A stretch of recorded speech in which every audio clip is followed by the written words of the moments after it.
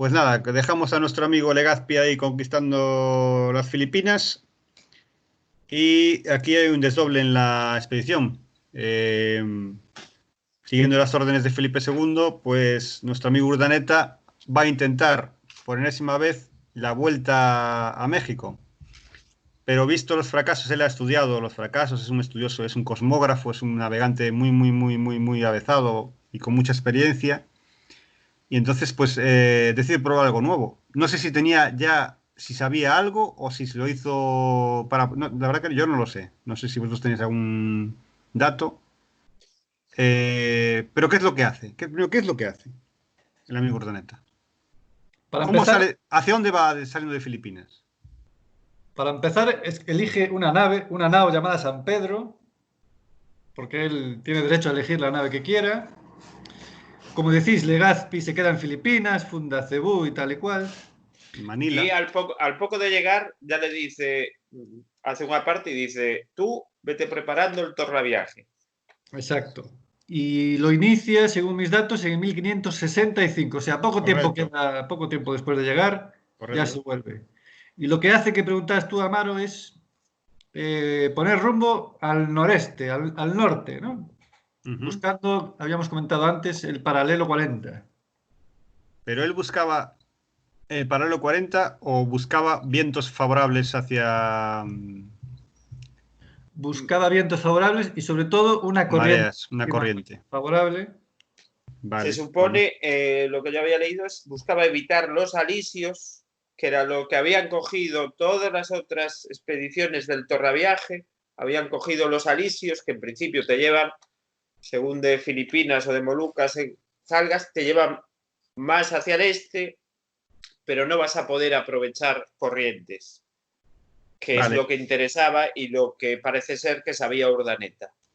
Yo entiendo que él con sus conocimientos, había hecho sus estudios, sus cálculos, y él se imaginó, tiene que haber una corriente más al norte que evite las tempestades y los alisios y que nos lleve, vamos a probar, que nos lleve a América. Probó y bueno, encontró la ahora famosa corriente de Kuroshibo Kuroshibo, también llamado de Urdaneta, ¿sí? y nada, eso a partir de ahí fue coser y cantar, llegar hasta ahí y Claro. llegó Al parecer, según fue subiendo a la altura del paralelo 30, ya encontró la corriente de Kuroshibo, siguió subiendo casi al Japón A la y altura de entonces ya frente de empezó a Japón. pensar aupado por esta corriente. Realmente, yo vi el otro día un mapa, hay una descripción de el Kuroshibo llega hasta enfrente de Japón, llega la corriente así de sur a norte, hasta enfrente de Japón, y después, digamos, como que se encuentra con una corriente que hace norte-sur, que es la corriente del Pacífico Norte, y digamos así a lo vasto, como que chocan y se dirigen hacia el este las dos. Hacia América, ujú, vamos. Entonces te van llevando directamente, eso está más o menos a la altura de lo que sería hoy Estados Unidos. Ujú. Entonces aprovechas ya la fuerza de la corriente Exacto. y te ahorras bastante energía en el viaje. Decir que, claro, ellos llevaron comida y tal, pero bueno, se les empieza a acabar el pescado y la carne y la verdura. Solo les queda arroz, maíz, pan seco y garbanzos con vino, que eso te debe dar un subidón de la leche, ¿no? Garbanzos. garbanzos con vino, maravilloso. Eso debe ser como las sopas de burro cansado o cosas así. Y la cosa les va bien al principio, pero pronto empiezan los primeros casos de escorbuto Qué y raro. diarreas, van por encima. Bueno,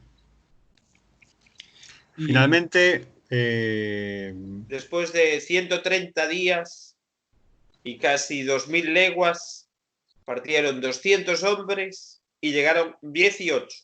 solo. sí, Solo. No había una expedición Sí, joder, es no, que embarcarse en eso era como suicidarse prácticamente. Llegar era un milagro, Cuidado, sí, yo tengo ya aquí que a los 3 meses muere el primero, a los 3 meses de salir, de iniciar el retorno, el primer muerto por escorbuto, unos días después ya hay 100 enfermos. claro, date cuenta, 3 meses, o sea, 90 días. En el intervalo de 40 días, después de 90 días, a partir de ahí empiezan y de 200 se quedan en 18. Sí, a caer como moscas, sí, sí. En un intervalo de solo 40 días. Qué barbaridad. Bueno, el tema es que, a pesar de todas las dificultades, es un éxito, porque llegan a la costa de California y una vez que llegan a la costa de California, lo único que tienen que hacer es costear y llegar hasta Acapulco, donde son recibidos como héroes, claro. Sí, La Perdón, la derrota que siguen es que tenía que decirlo, porque yo leyendo todo esto, en todos los sitios aparecía derrota, derrota. ¿Qué es esto? Y tuve que buscarlo. Derrota es como en lenguaje marítimo, se llama el rumbo. El rumbo que sigues es la derrota. la trayectoria, ¿no? Bueno, hay aquí un detalle que no hemos comentado, que seguro que estáis deseando comentarlo alguno de vosotros. Que, según parece, hay alguien que llega antes que... Efectivamente. alguien que llega antes que nuestro amigo Urdaneta. ¿Cómo puede ser eso? Pues, Eh, ¿os acordáis de aquel Patache, el Patache San Lucas al mando de Alonso de Arellano, que ¿Cómo se había olvidarlo? suicidado? Pues al parecer llegó antes, llegó 3 meses antes que Urdaneta. Llegó, incluso, perdón, llegó antes a Filipinas. El tío que dijo, voy a llegar a Filipinas antes que Legazpi, que le den por saco. Se Entonces pone en él, duda, ¿eh? Se pone en duda que llegase a Filipinas. vale, yo tengo aquí que había llegado a Mindanao semanas antes que Legazpi. Y el tío que dijo, buah, pues es que si no, me refiero al poco de salir, realmente no tiene tanto mérito, no hizo un tornaviaje. Ah, Y se supone, claro, se supone que sí que realmente hizo el tornaviaje desde Filipinas. sí, pero hay un detalle que esto no ensombreció la gesta de Urdaneta. ¿Por qué? En primer lugar, porque Urdaneta lo llevó todo documentado, No, cosa que Arellano lo hizo. En segundo lugar, como Arellano había desertado, no estaba para reivindicar mucha cosa porque era un traidor a la Claro, ese es corona. el tema. El tema es... según donde ves, hay dos historias. Una que dice que llegó de chiripa, Llegó que de llegó chiripa, de todos estos. cagallón, llegó ahí, no sé ni cómo llegó. Y otros que dicen que llegó conscientemente, pero como Urdaneta llegó, reclamó sus derechos y el otro era un traidor, pues que quedó en el olvido. ¿Cuál es la verdadera? Hombre, no lo No se sabemos. sabe. a día de hoy probablemente no se sepa. También ni se va a saber. Sí que es cierto que Alonso de Arellano, por lo de traidor y porque al final no resulta especialmente útil a la corona española que le haya vuelto, porque no trae información, lo recibieron así, de aquella manera, ahora sí, pasa para adentro, sí, sí, te quedas ahí. Sin embargo, a Urdaneta se le recibió con todos los honores. Bueno, pues nada, Urdaneta llega a Acapulco y tiene que irse. Ah, perdón. Nada, empezás perdonado, Rodrigo, por Que favor. supongo que Pablo lo tenía apuntado porque lo comentamos el otro día. Claro, y el tío llegó y Ah, dijo que soy el único que ha sobrevivido, que el sí, resto han muerto todos, ¿eh? sí, sí, llegó diciendo, no, los demás murieron, Legazpi y todos murieron, ¿Qué solo yo. dices? Urdaneta, ese también Bueno, palmó. Sí, sí. a ver, mucho no se merecía el cabroncete, ¿eh? Es Era que falso como las gallinas, ¿eh? el tío era un crack, ¿eh? El tío Sí. muy grande. Un pájaro de cuidado. Madre mía. Bueno, pues Urdaneta con él y toda su información valiosísima se marchan a otro viaje a España a dar cuenta al rey Felipe II de que lo que ha conseguido. Automáticamente, a partir del año que viene, se empieza probablemente la ruta comercial más exitosa de la historia, la ruta del galeón de Manila, o sea, el galeón este famoso que iba desde México con plata, llegaba a Manila y de Manila se iba a China a comerciar con los chinos, que fue ininterrumpidamente durante 250 años. Es, pues eso, la ruta comercial más exitosa de la historia, que convirtió al virreinato de Nueva España en el territorio más rico del mundo y a México en la ciudad más populosa durante mucho tiempo, superando a Londres, Madrid, París o Roma. Marbella, Marbella también, nada, no tiene que hacer nada que hacer. Ibiza, todo eso. Y a un día de hoy esa ruta se sigue utilizando, es una ruta muy utilizada comercialmente. Y esa ruta, evidentemente, era secreto de Estado en España. Durante 250 años solo la se utilizan los españoles, por eso se le denomina al Pacífico el lago español. Hasta que en la Guerra de los 7 Años los británicos asaltan Manila y se hacen con las cartas de navegación españolas que hay allí como ya comenté en otro podcast, y de repente, años después, apareció el amigo Cook por ahí descubriendo cosas. ¡Qué casualidad! ¡Qué casualidad, amigos! ¡Qué casualidad! Bueno, eso Lo que sí la hay es vida. que saber venderse, no ser el primero ni el mejor, hay que saber venderse. Efectivamente. Bueno, comentar que una vez que pasó todo esto, el rey Felipe II y algunos iluminados de la corte española se vinieron arriba y hubo un plan, y esto no es coña, de invasión de China. Sí, sí. Con una en plan con 15.000 hombres conquistamos China. Ahí con sus huevos toreros. Evidentemente, supongo que al final se impondría la cordura y se impuso la idea de mejor comerciamos con ellos, que ganamos más y no hacemos locuras. Y la verdad que acertaron.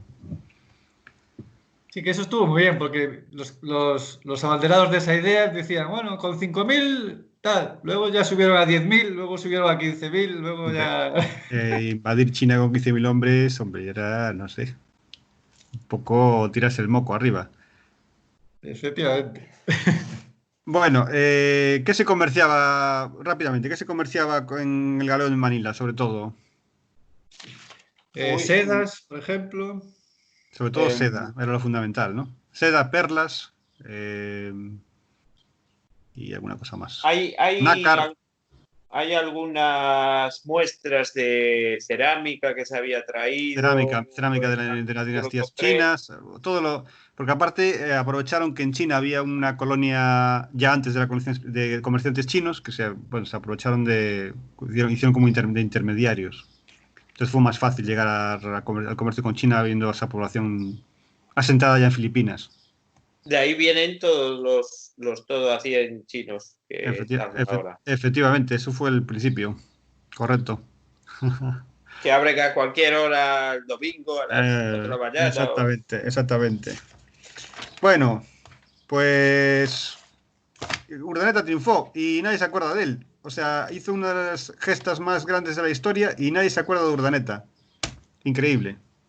A mí me parece Sí, increíble. Me parece la increíble. verdad sea dicha, hasta que propusiste tú hacer este podcast, tampoco yo soy una persona que sepa demasiado de historia, pero ni me sonaba el nombre de Urdaneta. Legazpi sí que me sonaba, pero Urdaneta no me sonaba para nada. Pues sí, es así de triste. Bueno, vamos a darle un poco de luz a este hombre con nuestro podcast. Para a lo mejor 30 o 40 personas lo van a conocer. Mm.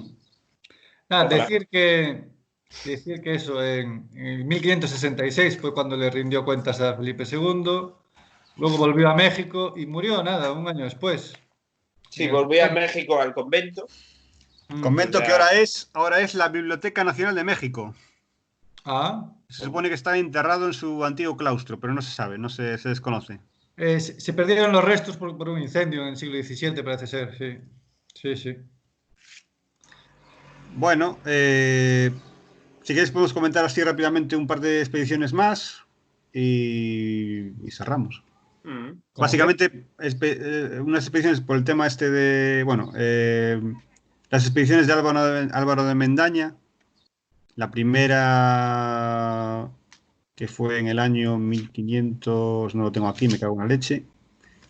1500, Álvaro de 80 y Mendaña. algo, puede ser. 1567, primera expedición de Álvaro de Mendaña, cuando era un chavalín con 25 años, creo.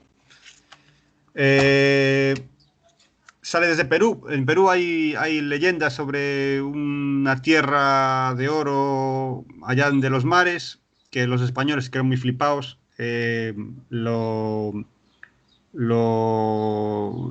como que lo compararon con el tema de las minas del rey Salomón, no me salía. Ah, sí, Vale, sí, entonces comentaban. dijeron, ahí tiene que ser las minas del rey Salomón. Entonces se encaminaron a una expedición que llegó, bueno, pasaron por varias islas diferentes y al final llegaron a las Islas Salomón, a las que le pusieron el eso. nombre por eso. Mm.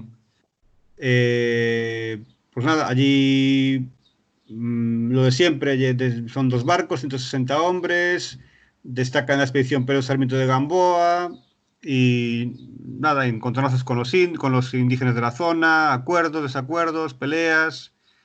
Los indígenas se comen a la gente, son Antropófagos. antropófagos, cosa que horroriza a los españoles, bueno, esas cosas, tal cual, pascual. Y de esa expedición poco más, no se sacó nada en limpio, simplemente se llegaron allí, se descubrieron las Islas Salomón, le pusieron varios nombres, por ejemplo Guadalcanal, la isla más grande, que es conocida por el tema de la batalla en la Segunda Guerra Mundial de Guadalcanal, es muy conocida, que es un pueblo sevillano, le puso el nombre un marinero que era de ese pueblo, para haberlo descubierto. Y nada, la expedición volvió, sin más. No... ¿Las Islas Marquesas también o esa fue otra? Eso fue en la segunda expedición Mm, de Álvaro de Mendaña. vale, vale. La segunda expedición, que ya es una expedición más grande, Álvaro de Mendaña después estuvo durante 25 años intentando conseguir una segunda expedición para colonizar las islas. Al final consigue que el virrey de Perú le dé financiación y su mujer, que era Isabel de Barreto, era bastante rica, también pone dinero y se va con él, cosa que no era muy normal que las mujeres participaran en esas expediciones, pero bueno, como es una expedición de colonización, van, aparte de soldados, van familias, van mujeres, ya incluso creo caballos, bueno. Son 4 naves y 400 hombres. Y esa expedición, lo único que tiene bueno, descubren las Islas Marquesas, lo único que tiene de especial, que bueno, que la mujer de Álvaro de Mendaña, que era una mujer supuestamente muy guapa, que se llama Isabel de Barreto, pues una vez que su marido muere, en principio queda como almirante de la expedición su hermano, Sí. pero su hermano también se muere. Y automáticamente ella se convierte en la primera almirante mujer de la historia en dirigir una expedición. Y pontevedresa. De Pontevedra, por cierto, sí, Se señor. dice que pudo haber nacido en Pontevedra, sí. No vengas aquí a tirarlo por abajo, Pablo. ¿Por qué lo estamos comentando? Porque es pontevedresa. Aunque bueno, se supone que vivió prácticamente más tiempo en Perú que en Galicia.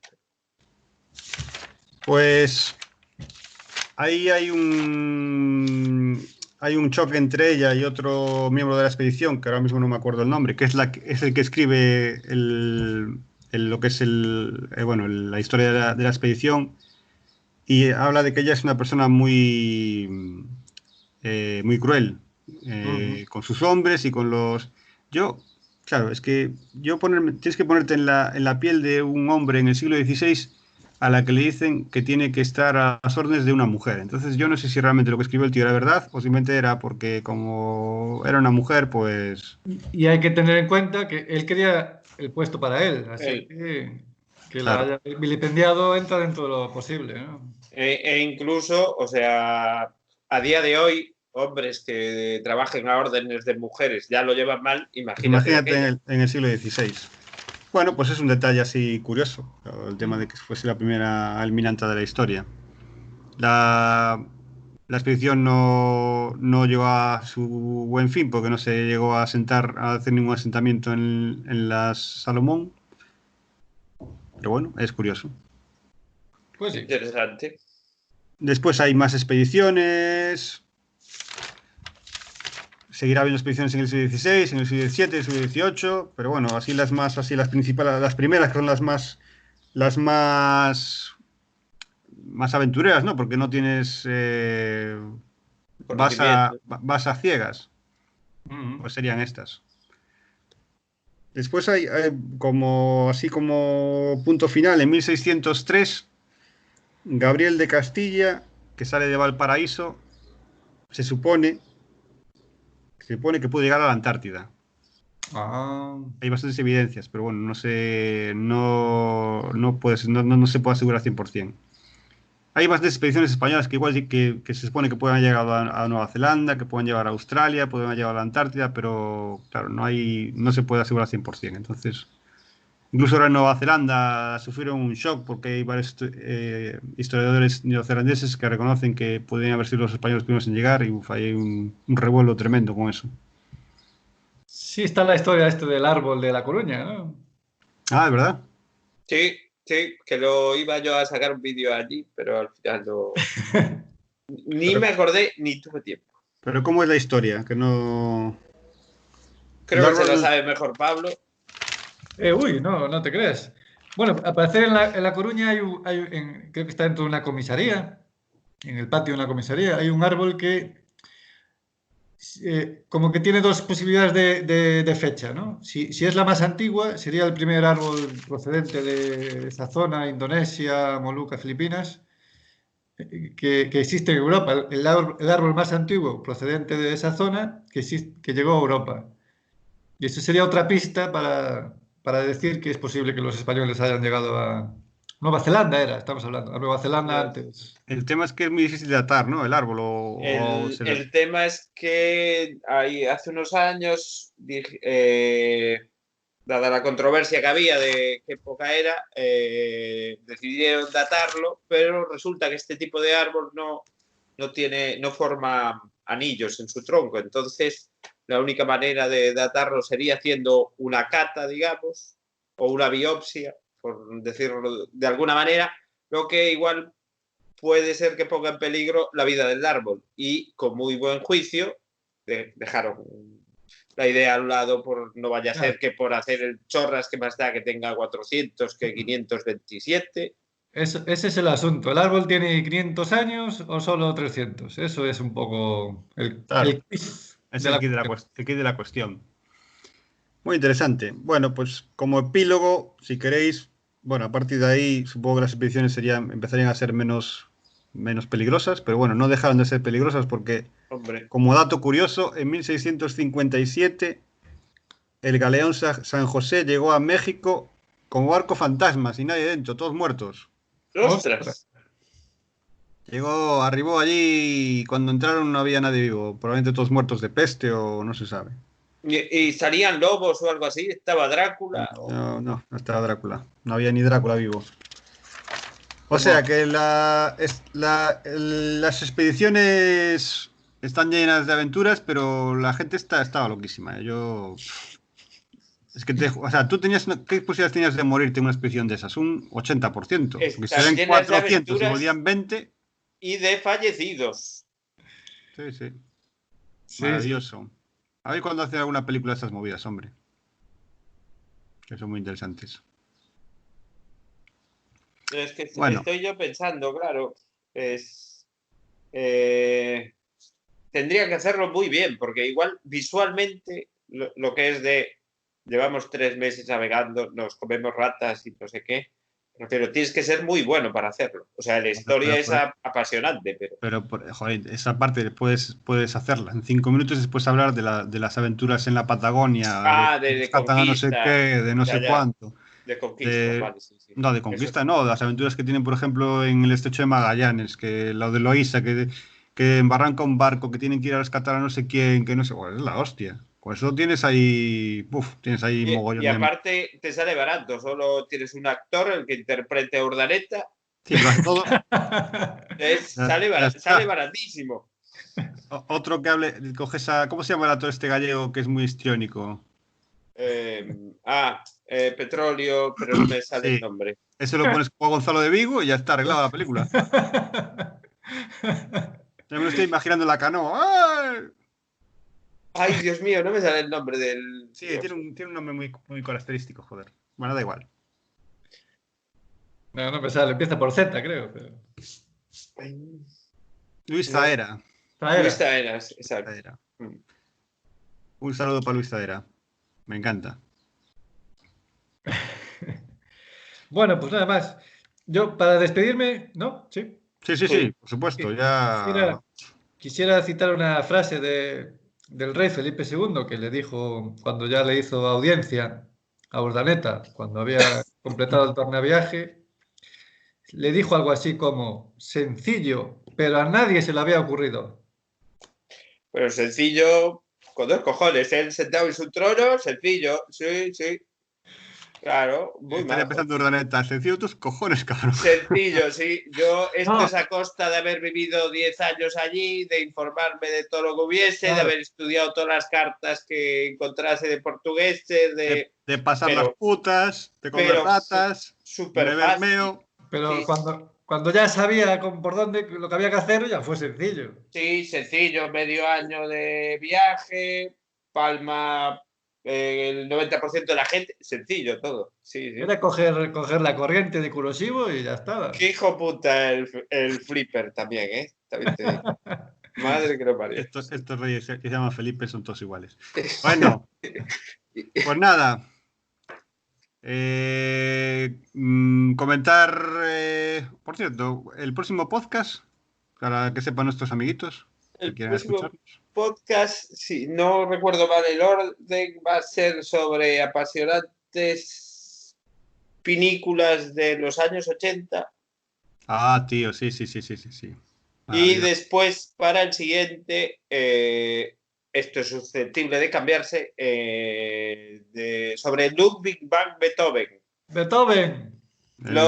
Pedimos disculpas porque no sea Mozart, pero Claro. no, lo vamos a hacer sobre Beethoven.